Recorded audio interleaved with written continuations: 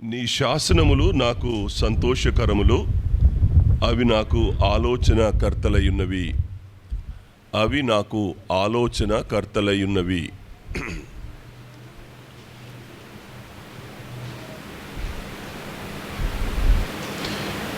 ఏ ప్రారంభానికైనా మీరు వింటున్నారా? మనసు దేవుని వాక్యం మీద పెట్టండి.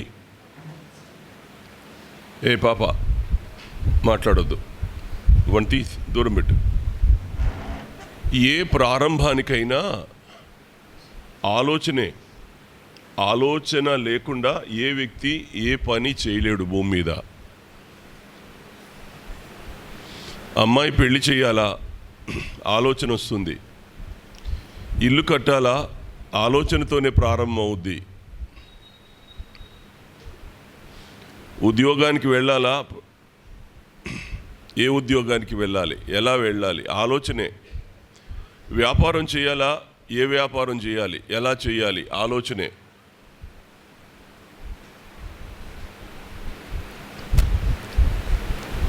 ఇల్లు కట్టాలా, ఆలోచనే.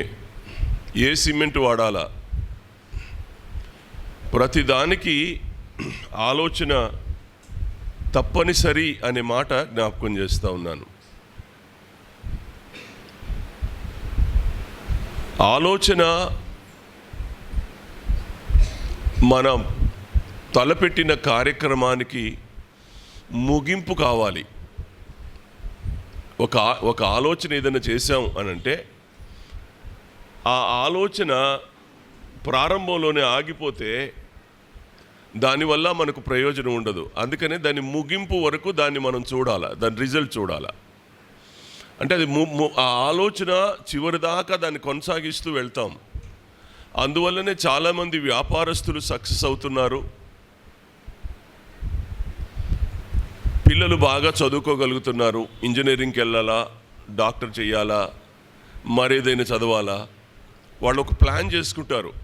ఆ ప్లాన్ ప్రకారమే వాళ్ళ ఆలోచన విధానంలో మార్పులు వస్తూ ఉంటాయి. ఆ విధంగా వాళ్ళు ప్రతిదీ జాగ్రత్తగా ఆలోచిస్తూ అడుగులు వేస్తారు. సో ఆలోచన అనేది చాలా శ్రేష్టమైంది. అయితే ఇక్కడ నేనేం చెప్పాలనుకుంటున్నానంటే, ఆలోచనలు రెండు విధాలు. మన మనుషులు ఆలోచన, దేవుడు మనకిచ్చే ఆలోచన. కొన్నిసార్లు మనుషులంగా మనం చేసే ఆలోచనలో ఫెయిల్ అయిపోయే అవకాశాలు 90% ఉన్నాయి. 10% సక్సెస్ అవ్వచ్చు. మన ఆలోచనలు దైవికంగా ఉండకపోతే, దైవికమైన ఆలోచనలు మనకు లేకుండా మనం చేసే ఏ పనైనా 90% ఫెయిల్యూర్ అవుద్ది. ఒక 10% మాత్రమే సక్సెస్ అయ్యే అవకాశాలు ఉన్నాయి. కానీ దేవుడు మనకిచ్చిన ఆలోచనల మేర మనం అడుగులు వేస్తే 100% ఫలం అనేది మనం పొందుతాం. ఆ రిజల్ట్ని మనం అంతంలో చూస్తాం. అందుకనే దేవుడు ఆలోచనకర్త అనే మాట మనం జ్ఞాపకం చేసుకోవాలి. యెషయా గ్రంథం 9వ అధ్యాయం 6వ వచనంలో ఆయన ఆలోచనకర్త, ఆయన బలవంతుడైన దేవుడు, ఆయన ఆశ్చర్యకరుడు, ఆలోచనకర్త అని రాయబడింది. చాలాసార్లు జీవితంలో ఓటమి పాలు కావడానికి కారణం దేవుని ఆలోచన కాకుండా మనం సొంతగా తీసుకునే ఆలోచనల మేర మనం అడుగులు వేస్తే చాలాసార్లు ఫెయిల్ అయ్యే అవకాశం చాలా ఉంది. అందుకనే నేటి కాలపు యవనం ఆలోచించేటప్పుడు దైవికమైన ఆలోచన అవునా కాదా అని మీరు ఆలోచించాలా. దైవికమైన ఆలోచన మేర మీరు అడుగులు వేస్తే తప్పకుండా మీ లైఫ్లో సక్సెస్ రేటు మీకు పెరుగుద్ది. ఆ గ్రాఫ్ అనేది పైకి పెరుగుద్ది. అలా కాకుండా మీ సొంత ఆలోచనలు పెట్టుకొని ఎవరు ఏ పని తలపెట్టినా అది సక్సెస్ అవ్వదు. నేను 2 విషయాలు జ్ఞాపకం చేస్తున్నాను. ఇక్కడ దేవుడు ఏమంటున్నాడు అనంటే, ఆలోచనకర్త, శాసనము. చదవండి ఇప్పుడు మాట. నీ శాసనములు నాకు సంతోషములు, అవి నాకు ఆలోచనకర్తలై ఉన్నవి. దేవుని శాసనం ఎవరి జీవితంలో సంతోషంగా ఉంటుందో, అంటే దేవుని వాక్యం ఎవరిని సంతోషపెట్టుద్దో, దేవుని వాక్యంలో ఎవరు ఆనందంగా గడుపుతారో, సంతోషిస్తారో వాళ్లకు ఆ శాసనం ఆలోచనకర్త అయి ఉంటుంది. దేవుడు ఆలోచనకర్త, ఆయన శాసనం ఆలోచనకర్త. దేవుని శాసనం అంటే వాక్యం, దేవుని శాసనం అంటే వాక్యం. అందుకనే దేవుని వాక్యం మనకు ఆలోచనకర్త అవుతే మనల్ని అటు ఇటు కదపనివ్వదు, అటు ఇటు వెళ్ళనివ్వదు. జాగ్రత్తగా మనం అడుగులు వేయడానికి అనుకూలమైన వాతావరణాన్ని కల్పిస్తుంది.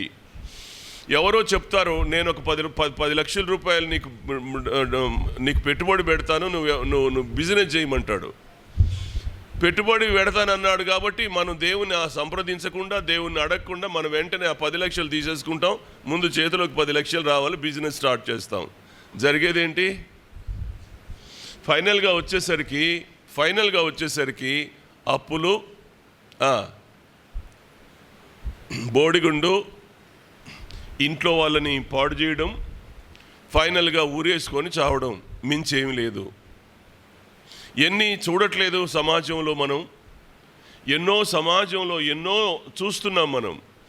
కనుక దైవికమైన ఆలోచన ఏ వ్యక్తికుండి ఆ ఆలోచన మేర, అంటే శాసనం నాకు సంతోషం అన్నాడు, శాసనం నాకు సంతోషం అంటే దేవుని వాక్యం నన్ను ఎప్పుడూ సంతోషపెట్టేది, అందుకనే దాని ఆలోచన ప్రకారం నేను అడుగులు వేస్తాను అనుకునే విశ్వాసి ఎన్నడూ పడిపోవడం ఉండదు. ఒకవేళ పడినా లేస్తాడు, పడినా లేచి తిరిగి కెరటమై చక్కగా అతడు పైకి ఎదగడానికి అవకాశం ఉంటుంది. కనుక ఆలోచన అనేది చాలా శ్రేష్టమైంది.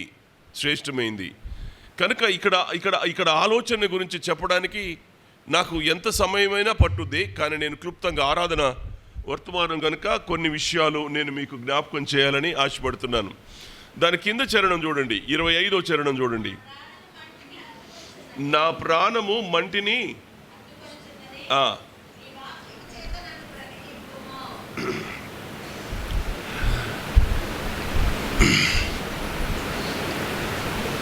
కొన్నిసార్లు మనం ఏం తప్పు చేస్తామనంటే, శాసనం యొక్క ఆలోచనను మనం తీసుకోం, దేవుని వాక్యం యొక్క ఆలోచన తీసుకోకుండా మనం కార్యాలు ప్రారంభిస్తాం. అయితే ప్రాణం మంటిని అంటుకుంటుంది అంటాడు ఆయన. ప్రాణం మంటిని అంటుకుంటుంది అంటాడు ఆయన.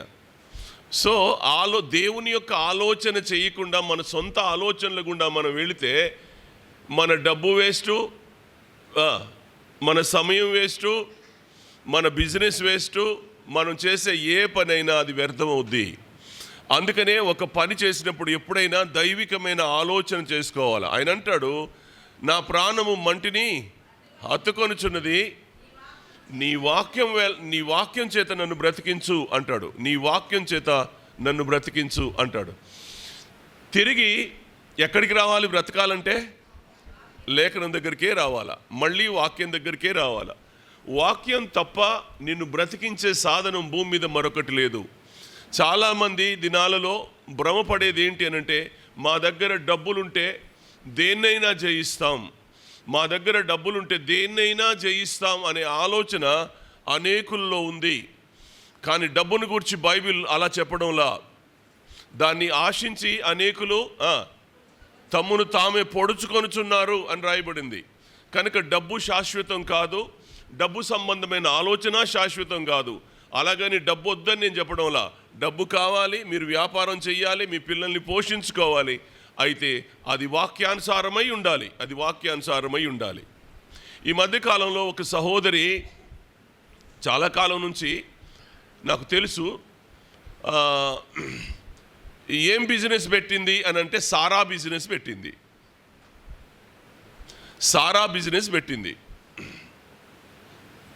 వాక్యానుసారమేనా? వాక్యానుసారమా? కాదు. ఏమైందంటే పోలీసు వాళ్ళు పట్టుకొని పోయి జైల్లో వేశారు. అంటే ఎగ్జాంపుల్ చెప్తున్నా నేను మీకు. పోలీస్ స్టేషన్ చుట్టూ, కోర్టు చుట్టూ తిరుగుతానే ఉంది ఆ అమ్మాయి. పోలీసు వాళ్ళ చేతిలో ఒకసారి పడితే కేసు తొందరగా తెగులుద్దా? ఎంత డబ్బు కావాలా? ఇప్పుడు తనకు వచ్చిన లాభం ఏమైంది? గోబలోకి వెళ్ళింది. లాభం కాదు, లాభం గోబలోకి వెళ్ళుద్ది, ఏమీ ఉండదు. నువ్వు చేసే బిజినెస్, నువ్వు చేసే పని వాక్యానుసారం అయితే అది దీవించబడుద్ది. ఎవరు నేను ఇలా పాయింట్అవుట్ చేయడానికి అవకాశం ఉండదు. బిజినెస్ కానీ, అది ఇంకోటి కానీ నువ్వు ఆత్మానుసారంగా జీవించాలి అని అనుకున్నప్పుడు వాక్యాన్ని ఆధారం చేసుకుని బ్రతకాలి. ఎప్పుడో పొరపాటు చేసావు, తెలుసో తెలియకో పొరపాటు చేసావు. పొరపాటు చేసిన వ్యక్తి ఎక్కడికి రావాలనంటే మంటికి పోతా ఉన్నాడు. అతను పొరపాటు చేశాడు, వాక్యానుసారం కాదు, మట్టిని చేరుకుంటున్నాడు. అయితే మంటిని చేరుకున్న వ్యక్తికి మళ్ళీ ఒకసారి ఆలోచన వస్తుంది, ఎందుకు నేను ఇంత చేసినా నేను అడుక్కు వెళ్ళిపోతున్నాను, ఇంత చేసినా నేను దిగజారిపోతున్నాను, ఇంత చేసినా నేను ఏమీ సాధించలేకపోతున్నాను, కారణం ఏంటి అని ప్రశ్న ఏదో ఒకరోజు తన జీవితంలోకి వస్తుంది. కనీసం అప్పుడైనా ఏం చేయాలి? మళ్ళీ వాక్యం దగ్గరికి రావాలి, వాక్యాన్ని అడగాలి. అయ్యా, నీ వాక్యం చేత నన్ను బ్రతికించు అని మనం అడగగలిగితే తప్పకుండా దేవుని వాక్యం మనల్ని బ్రతికిస్తుంది. నన్ను ఇది ఆగిపించుకోకు పండు, ఇది ఆగిపించుడు. కాబట్టి కొంచెం మీరు ఆలోచన చేయండి. నేను డబ్బుకు వ్యతిరేకం కాదు, నువ్వు చేసే బిజినెస్కు నేను వ్యతిరేకం కాదు, నువ్వు తలంచిన పనికి నేను వ్యతిరేకం కాదు. కానీ అవి వాక్యానుసారం అవునా కాదా? శాసనం నీకు సంతోషాన్ని ఇస్తుంది, శాసనం నీకు ఆలోచనకర్తగా మారితే అది చాలా ఆశీర్వాదకరంగా ఉంటుంది అనే మాట జ్ఞాపకం చేస్తున్నాను. మన దేవుడు ఎవరు చెప్పండి? మన దేవుడు ఎవరో చెప్తే మీరు సంతోషిస్తారు. మీరు 85వ కీర్తన ఒకసారి చూడండి. 85వ కీర్తన ఒకసారి చూడండి, 12వ చరణం. యెహోవా ఉత్తమమైన దానిని అనుగ్రహించును,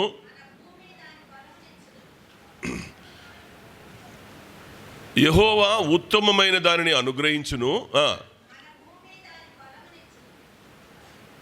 ఇప్పుడు ఆలోచన చేయండి, దేవుడు ఏమిస్తాడు? దేవుడు ఎవరు?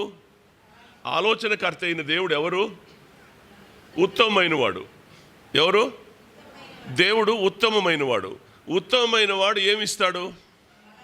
బైబిల్లో ఒక మాట ఉంది, ఏమైందంటే, మీ తండ్రి చెడ్డవాడయుండి పిల్లలకు మంచి ఈవులను ఎరిగి ఉండగా పరలోకపు తండ్రి మీకు చేపనడిగితే పామునిచ్చునా, రొట్టెనడిగితే రాతినిచ్చునా అన్నాడు. అవునా? అంటే పరలోకపు తండ్రి ఏమిస్తాడు? భూమి మీద తండ్రి శ్రేష్టమైనది ఇచ్చేటప్పుడు మన చర్చిలో చాలామంది పిల్లలు ఉన్నారు. పిల్లలకు బర్త్డేలు అయినప్పుడు చూస్తే వాళ్ళు పేద పిల్లలే, కుటుంబంలో పేదే, కానీ ఆ రోజున కొత్త బట్టలు, పిల్లలకు మంచి బట్టలు తీసి వాళ్ళ స్తోమతకు మించి పిల్లలకు ఆ మంచి బట్టలు వేసుకొని బర్త్డే ప్రార్థన చేయండి అని నా దగ్గరికి వస్తే ఆ పిల్లల్ని చూసి ముద్దు పెట్టుకునేంత అందంగా చేస్తారు పిల్లలు. ఒక అమ్మ ఏం ఆలోచిస్తుంది? నా బిడ్డ చక్కగా మంచి బట్టలు వేసుకోవాలా, నా బిడ్డ బాగుండాలా, నా బిడ్డకు మంచి ఇవ్వాలా అని ఆలోచిస్తుంది. నిజమే, జీవితంలో నువ్వే నీ బిడ్డలు బాగుండాలి, నీ బిడ్డలు ఎక్కడ అంత చక్కగా ఉండాలని నువ్వే ఆలోచిస్తుంటే మరి పరలోకపు తండ్రి సంగతి చెప్పండి, ఉత్తమమైన వాటిని ఇవ్వడా? కనుక ఉత్తమమైన దేవుడు ఉత్తమమైన వాటినే ఇస్తాడు. మనం చేపనడిగితే పామునివ్వడు, మనం రొట్టెనడిగితే రాతినివ్వడు దేవుడు. మన దేవుడు ఎంత శ్రేష్ఠుడు. ఆ ఫ్యానీలే అందాక.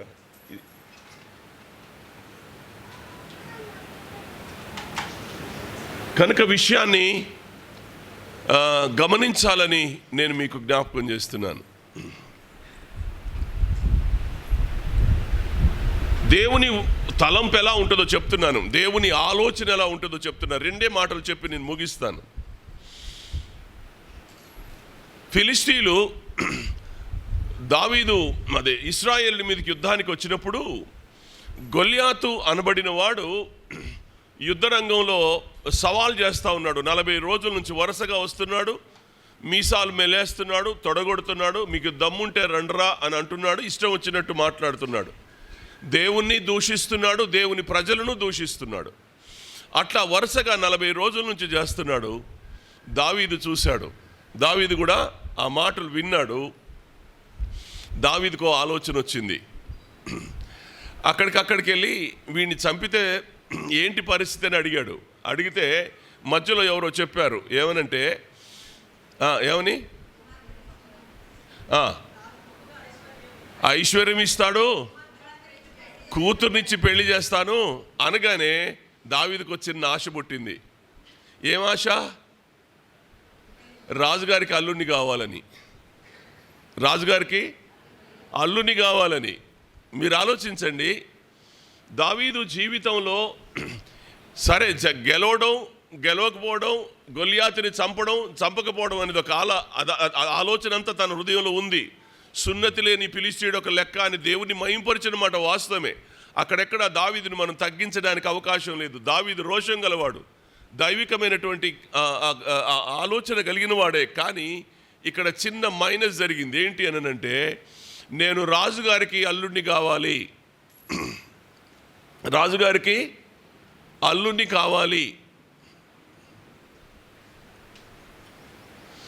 మనకు చాలా ఆలోచనలు ఉంటాయి. నేను ఎస్ఐని కావాలి, నేను ఇంకోటి కావాలి, నేను ఇంకోటి కావాలి, నేను ఇంకోటి కావాలి. నిజమే, ఇవి ఏవి తప్పు కాదు నాన్న, ఏది కూడా తప్పు కాదు. దేవుడు మనకిచ్చిన స్తోమతను బట్టి మనం ఆలోచిస్తాం, దేవుడు మనకిచ్చే స్తోమతను బట్టి మనం ఆలోచిస్తాం. కానీ ప్రతి ఆలోచన మనం చెరబట్టుకొని అది దైవికమైన శాసనానికి అనుకూలంగా ఉందా లేదా అని చూసుకోవడం మనకు మంచిది. ఇక్కడే దావీదు అనుకున్నాడు, నేను రాజునకు అల్లుడిని కావాలి కోరుకున్నాడు ఆయన. కానీ దావీదు చిన్నది కోరుకున్నాడా, పెద్దది కోరుకున్నాడా?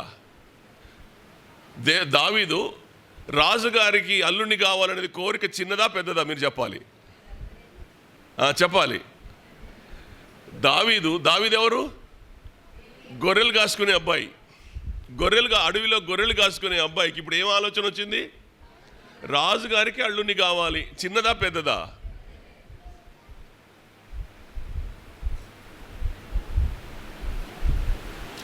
కానీ దావీదు మీద దేవునికి ఉన్న ఆలోచన మీకు తెలుసా? మీకాల్ని పెళ్లి చేసుకుని సంతోషపడ్డా? రాజుకు అల్లుడయ్యాడు, కానీ రాజుకు అల్లుడైన తర్వాత సంతోషపడ్డా? మీకాలుతో జీవితంలో మీకాల్ని పెళ్లి చేసుకొని ఏనాడైనా సంతోషాన్ని అనుభవించాడా? లేదు. మన మానవ ఆలోచన మానవ సంబంధంగా కొనసాగినప్పుడు మనం ఫెయిల్ అవుతాం. కానీ దేవుని ఆలోచన ఎలా ఉంది అనంటే, దేవుని ఆలోచన ఏంటంటే, ఒరే బాబు, నువ్వు గొర్రెల దొడ్డిలోనే ఉన్నావు, కానీ నువ్వు రాజు కల్లుడివి కావడం కాదు, నిన్నే రాజుగానే చేస్తానన్నాడు. దేవుని ఆలోచనకు మానవ ఆలోచనకు తేడాది. ఇప్పుడు దావీదు దేవుని ఉద్దేశంలో ఏమై ఉన్నాడు? దేవుని ఆలోచనలో దావీదు ఎవరు? ఇశ్రాయేలు జనాంగానికి రాజు, మహారాజు. దేవుని ఆలోచనలో దావీదును రాజును చేయాలనుకుంటే, నేను రాజుకు అల్లుడిని కావాలని తాను అనుకుంటున్నాడు. చాలాసార్లు దేవుని ఆలోచనలకు మన ఆలోచనలకు సంబంధాలు ఉండవు. దేవుని ఆలోచన వేరు, మన ఆలోచన వేరు. పెళ్లి చేసుకొని ఫెయిల్ అయ్యాడు దావీదు. రాజుకు అల్లుడిని కావాలని అల్లుడి విషయంలో ఫెయిల్ అయ్యాడు. కానీ దేవుడు తలంచిన దేవుని ఆలోచనలో రాజును చేయాలనుకుని సక్సెస్ అయ్యాడు. రాజుగా ఉన్న తర్వాత ఛాలెంజెస్ రాలేదా? రాజుగా ఉన్న తర్వాత, దేవుడు రాజుగా చేసిన తర్వాత ఆయన జీవితంలో ఛాలెంజెస్ రాలేదా? కొడుకు నుంచి వచ్చింది, సౌలు నుంచి వచ్చింది, అందరి నుండి సమస్యలు ఎదురైనాయి. కానీ ఎక్కడైనా ఫెయిల్ అయ్యాడా? అదే చెప్తున్నా నేను మీకు. మీరు ఏ ఆలోచన మీరు చేసినా లేఖనానుసారంగా ఆలోచన చేయండి. దేవుడు మిమ్మల్ని ఏమంటారు ఆలోచన, శాసనం నీకు ఆలోచనకర్త అయినప్పుడు నిన్ను సక్రమమైన మార్గంలో నడిపిస్తుంది. ఇవాళ అనేక మంది భౌతిక సంబంధమైన ఆలోచనల గుండా వెళ్తున్నారు. ఒక సేవకునిగా నా హృదయ భారాన్ని మీ ముందుంచాలని ఆశపడతా ఉన్నాను. శరీర సంబంధమైన ఆలోచన వేరు, ఆత్మ సంబంధమైన ఆలోచన వేరు. మన దేవుడు ఎవరు? ఉత్తమమైన వాడు. మన దేవుడు ఎవరు? ఉత్తమమైన దేవుడు. ఆయన ఆలోచన కర్త అయిన దేవుడు. ఆయన ఆలోచన కంటే ఆయన ఉత్తమమైనది ఇవ్వడానికి ఇష్టపడితే నువ్వేమో తక్కువది ఆలోచిస్తావేంటి? నువ్వు ఇంతే ఆలోచిస్తావేంటి? నీ బుర్ర ఎంత? నీ జ్ఞానం ఎంత? నీ ఆలోచన ఎంత? అసలు నువ్వెంత? నీ ఆలోచన ఎంత? ఇంత. మరి దేవుడు ఎంత ఉన్నతుడు, ఎంత ఉత్తముడు. నిన్ను గూర్చి ఆయనకి ఎన్ని శ్రేష్టమైన తలంపులు ఉన్నాయి. అందుకనే ఆయన శాసనం ఆయనకు ఆలోచనకర్తగా చేసుకున్నాడు. శాసనాన్ని ఆలోచనకర్తగా చేసుకొని అడుగులు వేయడం మొదలుపెట్టాడు. కీర్తనకారుడు ఎంత అద్భుతమైన సంగతిని రాసిపెట్టాడో దయచేసి ఆలోచించాలని మనం చేస్తున్నాం. ఇలా కంపారిజన్ చేసుకునే వాక్య భాగాలు చాలా ఉన్నాయి.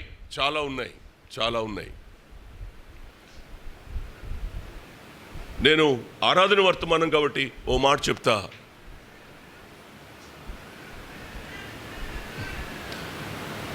యోహాను సువార్త 3వ అధ్యాయం 16వ వచనం ఏం చెప్తుంది? అందరికీ కంటతేగా, మనందరికీ కంటత. దేవుడు లోకమును ఎంతో కాగా తన అద్వితీయ కుమారుని యందు విశ్వాసముంచు ప్రతివాడు. ఇంతమందికి కంటత ఈ వాక్యం, ఇంతమందికి కంటత ఈ వాక్యం.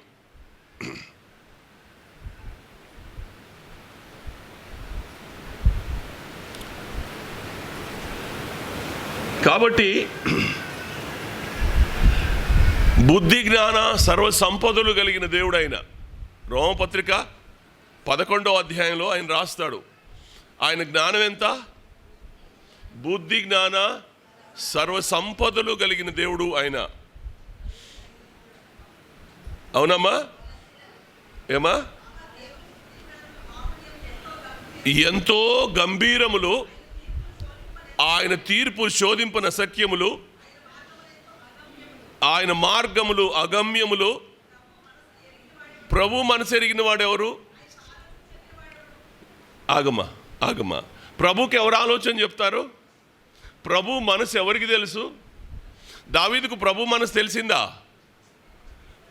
దావీదుకు ప్రభు మనసు అర్థమైందా?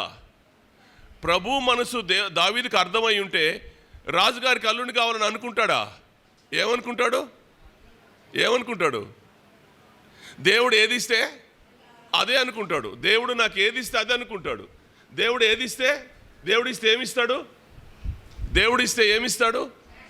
ఉత్తమమైనది ఇస్తాడు, శాశ్వతమైనది ఇస్తాడు. ఎందుకు రాజుగా చేశాడు? ఆయన సింహాసనము తరతరములు నిలుచును. దావీదు సింహాసనము తరతరాలు నిలిచేది. నేను సంఘశాస్త్రంలో చెప్తున్నాను ఈ మాట. సంఘశాస్త్రం చెప్పినప్పుడు దావీదు రాజ్యం స్థిరంగా ఉండేది. 1000 ఏళ్ల పాలన మెస్సయ కాలం వరకు అది కొనసాగించేది అని చెప్పాను నేను మీకు. సో దావీదును దేవుడు రాజుగా చేసింది ఎందుకనంటే ఆయన వంశపారంపర్యంగా ఆయన వంశమంతా సింహాసనం మీద కూర్చోవాలని. అందుకని ఉత్తమమైందని దేవుడు ఇచ్చాడు సింహాసనం. రాజుగా ఉత్తమమైందని దేవుడు ఇచ్చి దావీదును గొప్పగా దీవించాడు. సమస్యలు వచ్చినాయి, అన్నిటినీ ఆయనే తుడిచిపడేశాడు. ప్రతి సమస్యను ఆయన తుడిచిపడేశాడు. నేను ప్రేమతో జ్ఞాపకం చేస్తున్నాను, దేవుని ఆలోచన శ్రేష్టమైంది. ఆయన ఆలోచనకర్తగా ఉండి మన ద్వారా ఏ పని చేయించినా వెంటనే ఆలోచన చేయకుండా తల వంచండి. ఆ పనికి మీరు పనిలో అడుగు పెట్టండి, మీరు దీవించబడతారు. అది ఎంతటిదైనా, అది ఎలాంటిదైనా, అది నీకు కష్టతరమైన దేవుడు నీకు ఆలోచన చెప్తే, ఆత్మ సంబంధమైన ఆలోచన అయితే అందులో మీరు దిగండి, ఆశీర్వాదం ఉంటుంది. ఇవాళ చాలామంది శరీర సంబంధమైన ఆలోచనల గుండా వెళ్తున్నారు. అది మనకు మంచిది కాదు అని చెప్పడం కొరకు నేను ఈ మాట చెప్తా ఉన్నాను. 3వ అధ్యాయం 16వ వచనంలో దేవుడు లోకమును ఎంత ప్రేమించాడు చెప్తాను. మన లైఫ్ స్పాన్ ఎంత?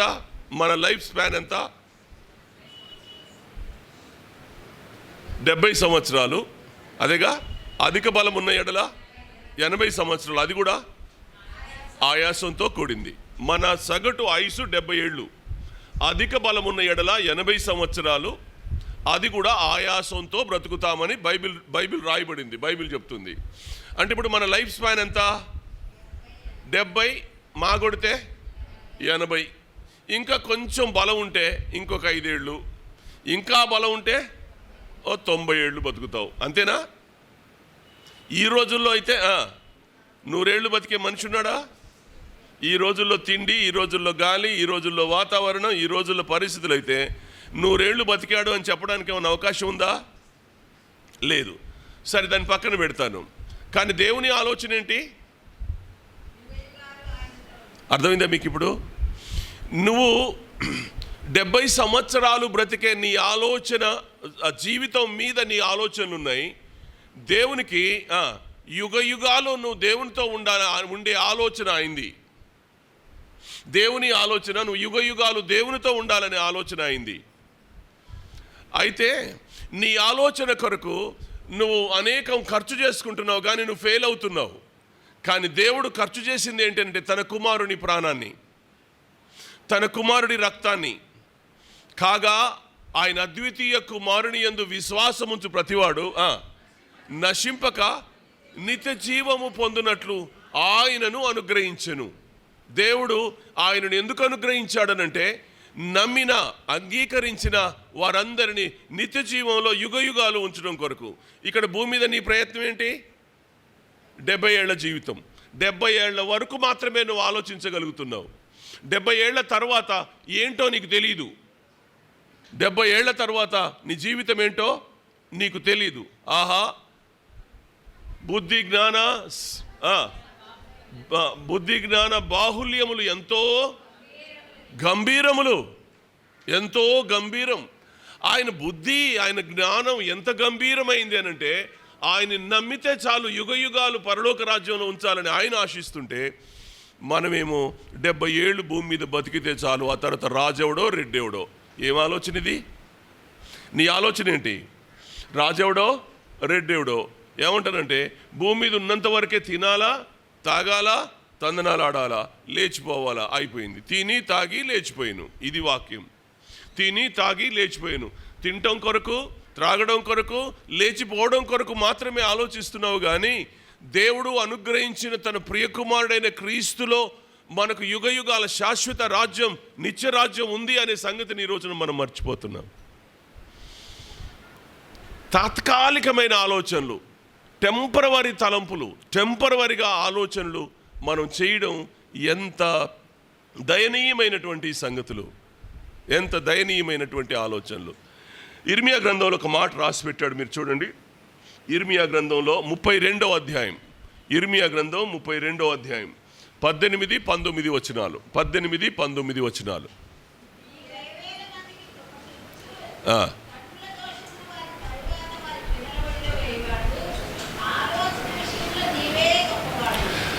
ఆలోచన విషయములో నీవే గొప్పవాడవు, క్రియలు జరిగించు విషయములో శక్తి సంపన్నుడవు, వారి ప్రవర్తనను బట్టి అందరికీ ప్రతిఫలం ఇచ్చువాడు. ఎంత అద్భుతమైన ఆలోచన మన ఎడల దేవునికి ఉంది. దేవునికి మనం ఏం చేస్తున్నామంటే, వినాలి, మీరు వినాలి. మనం ఈ రోజున ఏం ఆలోచిస్తున్నామనంటే టెంపరవరీగా ఆలోచన చేసి దాని ఫలాన్ని మన పిల్లల ఒడిలో పోస్తున్నాం. ఈ రోజున వాక్యం అదే చెప్తుంది. 18వ వచనంలో ఏం చెప్తుంది? తండ్రుల దోషములు దాని తరువాత వారి పిల్లల ఒడిలో వేయువాడవు. మన పిల్లల ఒడిలో మనం వేసిపోతున్నాం. నువ్వు బాగానే ఉంటావు, నువ్వేదో ఆలోచన చేసావు, ఈ బిజినెస్లో బాగా లాభం వస్తుంది కదానో, ఈ ఉద్యోగం చేస్తే ఇంత రాబడి వస్తుందనో, ఫలానాది చేస్తే దానిలో ఏదో కలిసి వస్తుందనో మనం చేస్తున్నాం. కానీ దానివల్ల ఆ తండ్రులు చేసిన దోషం వల్ల పిల్లల ఒడిలో దేవుడు అలా పోస్తుంటే విలవిల్లాడిపోతారు పిల్లలు. నువ్వు చేసేది తప్పు.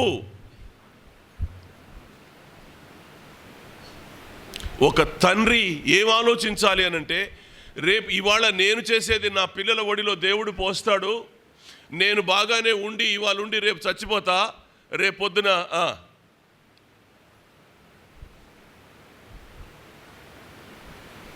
చెప్పాలి.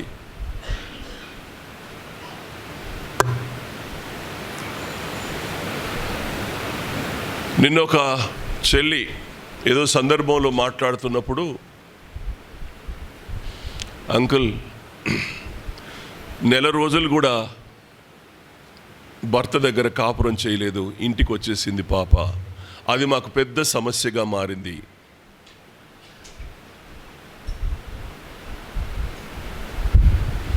నేను ఈ మధ్యకాలంలో తరచుగా పదే దేవుని లేఖనంలో నుండి చెప్తున్నాను, మన ఆలోచన మేర మనం అడుగులు వేసిన ప్రతిసారి జీవితంలో వాటి పర్యవసానాలను ఎదుర్కోవాల్సిన పరిస్థితులు వస్తాయి. అది దైవానుసారం అవుతే, అది వాక్యానుసారం అవుతే, దేవుని వాక్య ఆలోచన మేర మీరు అడుగులు వేయగలిగితే అది మీకు ఎప్పటికీ దీవెనకరం, ఎన్నటెన్నటికి అది దీవెనకరం. నేను నా సొంత పిల్లలు అని నేను ప్రేమతో ఈ మాటలు చెప్తున్నాను. నేను మిమ్మల్ని నా ఇంటి వారిగా భావించి ఈ మాటలు నేను మీతో చెప్తున్నాను. నేను మిమ్మల్ని పరాయి వారిగా నేను చూడట్లేదు. ఈ చిన్న సహవాసానికి నేను ఒక తండ్రిని అని మీరు భావిస్తే, ఒక తండ్రి స్థానంలో ఉండి నేను ఈ మాటలు చెప్తున్నాను. మన ఆలోచనలు వద్దు, దైవికమైన ఆలోచనల మేర మనం నడవగలిగితే, దేవుని వాక్యం ఆలోచనకర్త, ఆ ఆలోచనకర్త దేవుని వాక్యం అయినప్పుడు ఆ వాక్యానుసారంగా ఆ ఆలోచన మనం తీసుకొని అడుగులు వేస్తే తప్పకుండా దీవెనకరమైన అనుభవాలు మన జీవితంలోకి వస్తాయి. రేపు మనం తప్పు చేసి మన పిల్లల ఒడిలో అవి పోస్తే మనం ఎంతకాలం ఉంటాం? పెద్దవాళ్ళం మనం ఎంతకాలం ఉంటాం? వయసు వచ్చింది, వయసు మీరింది, పెద్దవాళ్ళం, కానీ పిల్లలు అనుభవిస్తున్నారు. ఈ రోజున ఎన్ని కుటుంబాలు లేవు? నేను చెప్పనా పేర్లు పెట్టి, ఫలానా కుటుంబంలో ఈ నష్టం జరిగింది, ఫలానా కుటుంబంలో ఈ నష్టం జరిగింది, ఫలానా కుటుంబంలో ఈ నష్టం జరిగింది. దేవుని ఆలోచన చేయకుండా సొంత ఆలోచన చేయడం ద్వారా పిల్లలు పాడైపోయారనే సంగతిని దేవుడు వారి దోషం, తండ్రుల దోషం పిల్లల ఒడిలో పోస్తున్నాడు అనే సంగతి నేను పేరున చెప్పగలను. నీకు అన్నున్నాయి నా బుర్రలో. నేను ఎవరిని అవమానపరచడం కోసం నేను చెప్పడం లేదు.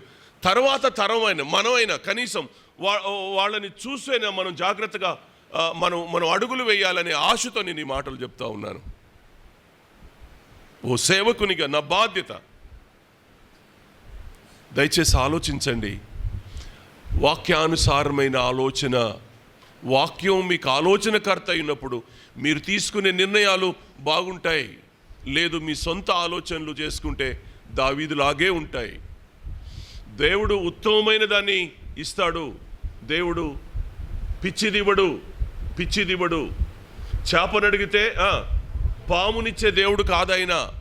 చేపనడిగితే పామునివ్వడు, చేపనడిగితే చేపని ఇస్తాడు. ఎందుకంటే అంత మంచి తండ్రి ఆయన అంత మంచి తండ్రి. నువ్వు అడిగే దగ్గర నీ ఆలోచనలు జాగ్రత్త పెట్టుకోవాలని నేను మీకు మనవి చేస్తున్నాను. నిత్యరాజ్యం, యుగాలుండే నిత్యరాజ్యాన్ని నువ్వు ఈరోజు వదులుకొని 70 సంవత్సరాల సంతోషాన్ని మాత్రమే నువ్వు కోరుకుంటే, నీ కూతురుకు నువ్వు పెళ్లి చేయడానికి, నీ కూతురుకు నువ్వు పెళ్ళిడు వచ్చేసరికి నీ కూతురు వయసు అప్పటికే 25, 26, 30 సంవత్సరాల వయసు వస్తుంది. అంటే 30 ఏళ్ళు గడిచిపోయింది.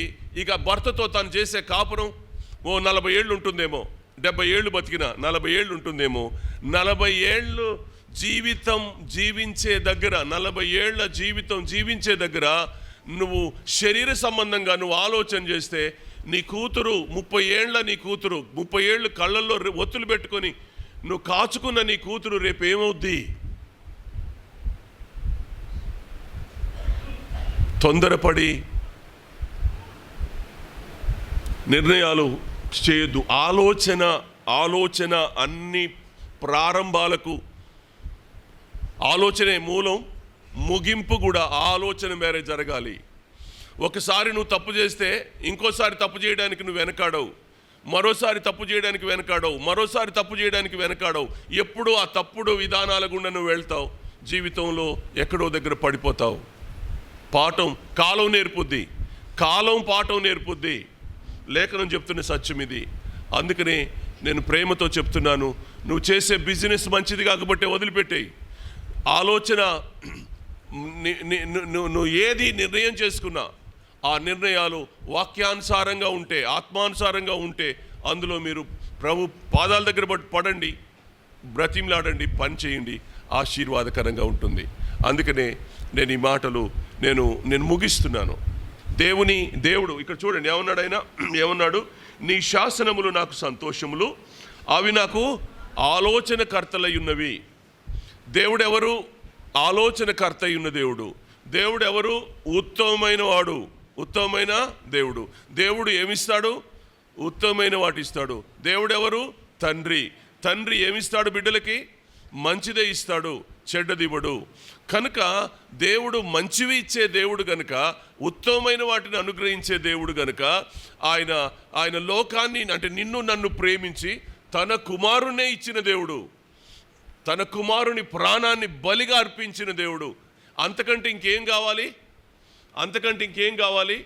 తన కుమారుని ప్రాణమునే ఇచ్చిన దేవుడు అంతకంటే గొప్పవి మీకు ఇవ్వడా అని రాయబడి ఉంది రోమపత్రికలో. కాబట్టి ఆలోచన చేయండి, తన కుమారుని కంటే గొప్పది ఇంక నీకేమి ఇవ్వగలడు? తన కుమారుని ప్రాణాన్ని నీ కొరకు అర్పించిన దేవుడు ఇంకేమి ఇవ్వాలి నీకు? ఆయన కుమారుని ప్రాణాన్ని ఇచ్చిన దేవుడు నీకు ఉత్తమమైంది ఆయన ఇవ్వకుండా ఏదో తాత్కాలికమైన వాటిని, చెడిపోయే వాటిని, రోత పుట్టే వాటిని నీకు ఇస్తాడా? ఇవ్వడు. దేవుడు ఏది ఇచ్చినా ది బెస్ట్ ఇస్తాడు. దేవుడు ఏది నీకు ఇచ్చినా ది బెస్ట్ ఇస్తాడు. అందుకని నీ ఆలోచనలు బాగుండాలా. కనుక అవి నాకు ఆలోచనకర్తలై ఉన్నవి అన్నాడు ఆయన. ప్రేమతో ఈ మాటలు చెప్తున్నాను, వాటిని అంగీకరించండి. దేవుడు మీకు ది బెస్ట్ ఇస్తాడు, తొందరపడకండి. దేవుడు మీకు ది బెస్ట్ ఇస్తాడు, దావీదులాగా తొందరపడకండి. వివాహాల విషయంలో కానీ, వ్యాపార విషయాల్లో కానీ మీరు చేసే ప్రతి మంచి ఆలోచన, మీ ఆలోచన దైవాలోచన కంటే గొప్పది కాదు. మీరు గుర్తుపెట్టుకోవాలి. ఎప్పుడు ఫెయిల్ అవ్వద్దు. సక్సెస్ కొన్నిసార్లు ఫెయిల్ అవుతాం, మనకు తెలిసి తెలియక మనం చేసే ఆలోచనలు కొన్నిసార్లు మనం ఫెయిల్ అవుతాం. కానీ మళ్ళీ వెంటనే అందుకనే అన్నాడు దావీదు 25వ చరణం దగ్గరికి వచ్చేసరికి ఏమన్నాడు? నా ప్రాణము మంటిని అత్తుకొనిచున్నది, నీ వాక్యం చేత నన్ను బ్రతికించు. మళ్ళీ అక్కడికి రావాలి మనం. అదే మనల్ని బ్రతికించేది. చివరికి మనకు దారి చూపించేది, చివరికి మనల్ని బ్రతికించేది ఏంటి అంటే లేఖనమే, వాక్యమే. దాని మీద మనసు ఉంచితిరా మీకు మేలు. తలలు వంచండి, ఆరాధన చేసుకుందాం.